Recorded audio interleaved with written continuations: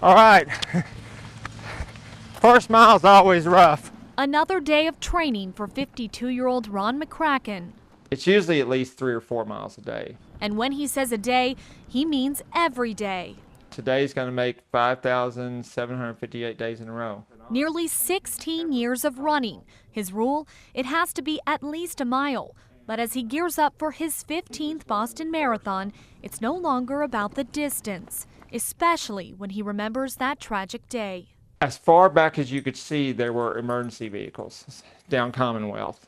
More ambulances than I've ever seen in my life. He boarded a plane the next morning and embarked on what he calls the most tense year of his entire life. All year long, all I thought about was I needed to go to the bombing sites and lay some flowers. That was just burning through me. When he finally got that chance last year, the world watched. This photo taken by AP photographer Matt Rourke went viral, splashed across everything from the Dallas Morning News to New York Post. And now the American flag you see there is a part of Ron's daily training. I told strangers to go, hey, aren't you the guy that runs with the flag? Sentencing for the convicted bomber begins one day after this year's race. But Ron says the impending decision only makes him more determined. For me, it fuels it because it makes it more passionate. Not for the miles or the time, but for the honor of being Boston strong. Ashley Allen, KCEN HD News. Loose rocks or loose material not removed, like rocks that would hit your windshield and break your windshield like that.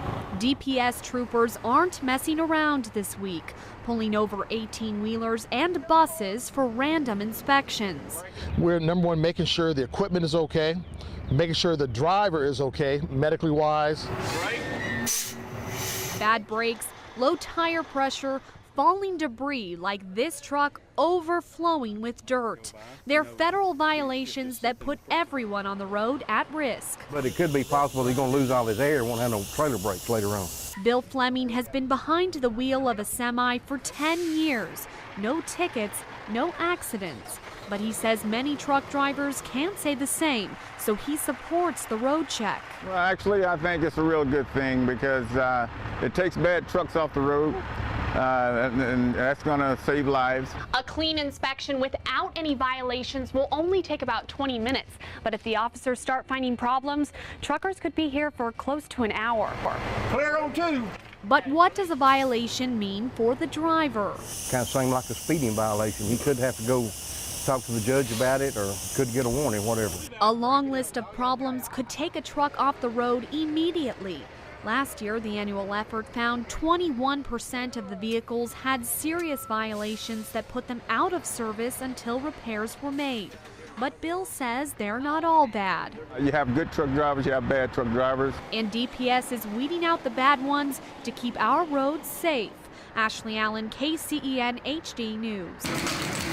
Even though I'm a firefighter, but it gives a lot of situational awareness to individuals out on the scene. Lorena Fire Captain Jay Fonville is already a regular at H5 Tactical, taking every opportunity to improve his response to emergencies. We can talk about it, but here it makes you look at him further broaden your eyes, your vision, and heightens your senses. They offer over 700 different scenarios, everything from home invasions to road rage violence, and with lifelike video and technology. These aren't toy guns in here. This is a real Glock that's been modified for the simulation.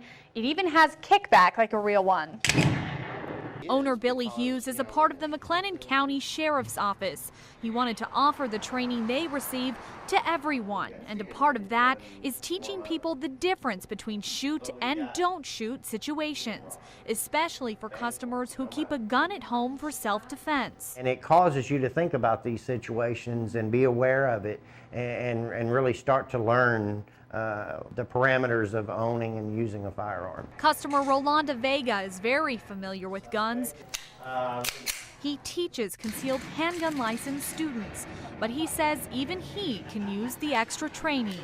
It makes me more conscious, especially since I carry a firearm with me most of the time. And because further education benefits everyone.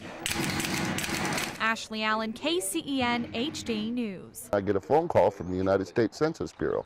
The woman on the other end of the phone told Rick Johnson she needed to speak with Crush Johnson. I told her that he was not there at the time, and she asked if he lived at this address, and I informed her yes, and she said that she needed to schedule an interview. The problem? Crush doesn't speak English. In fact, he doesn't speak so much as squawk. See, this is Crush. Clearly, he's a macaw, and frankly, he doesn't have any interest in talking to the Census Bureau. I tried to tell her that, but she still had to come out and interview him. Hello. It's easy to chalk this up to a clerical error, but what that error was, the Census Bureau doesn't know, or now won't say. The regional office in Denver says they were simply following up on the address. Somehow, Crush's name got into their database. I have no idea. I know he didn't send it in. He doesn't even know how they got his cell phone number. He didn't submit anything to the last census. And the 10-year-old bird? Any idea how this happened? Isn't talking. Step up. It may have something to do with a credit card. Rick got one in Crush's name to buy supplies. And now the macaw is pre-approved for an Amex too. Do you think, Crush, you don't want the 25,000 membership rewards points? The Census Bureau figured it out and canceled the interview before they drove out. But the whole thing left Rick scratching and shaking his head. Our tax dollars at work. Taxes Crush hasn't paid in 10 years. You should have answered the phone, huh? Hello. Chris Davis. Pretty bird.